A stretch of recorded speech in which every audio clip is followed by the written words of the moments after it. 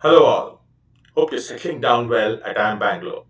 After more than 2 decades, it's a great pleasure to be back again in the IMB classroom, even if it's virtually.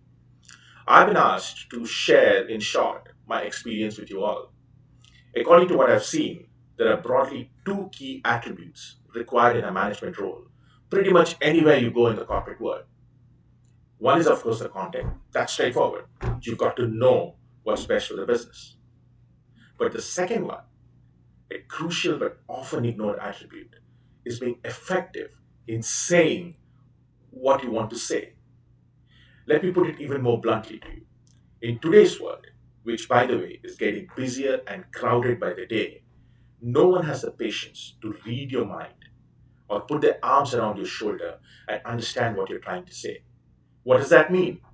You have to make yourself loud and clear from the get go. Yes, you guessed it right. I'm talking about communication skills. During the course of my own career, I've seen many bright people fall by the wayside because of the lack of these communication skills. While on the other side, I've also seen seemingly ordinary people make it all the way to the very top because they were good at it. I myself have undergone quite a metamorphosis over the years. When I was new to the corporate world, I found it quite unnerving, especially when I sat alongside people who were much more senior and more experienced than me. Mind you, this is a very different environment to a group discussion where you mostly have peers around you. It took me quite some time to open up, but I finally had to tell myself, look, I just had to do it if I had to survive and thrive in this environment. Just beware that this does not mean cutting people off when they're speaking, or shouting loud at the drop of a hat, or even, as some say, becoming background music by talking all the time. That's where other communication nuances come up. You've got to structure your arguments well. You've got to build a story around it. And of course, deliver it with a clear and confident voice. After all, bear this in mind.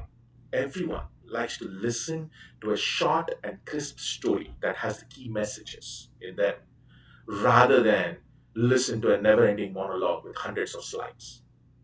Another dimension that has well and truly forced itself into the scene due to COVID is technology based communications, such as web conferencing. The dynamics there change quite a bit in such meetings, as most people are not physically present, and one needs to be all the more aware of communication etiquettes. And finally, I would like to say that unlike when we studied at IMB, I understand that you now have the privilege to practice and hone your communication skills to face the big bad corporate world. I would strongly urge you to make the most of this opportunity. All the very best. Thank you. Bye.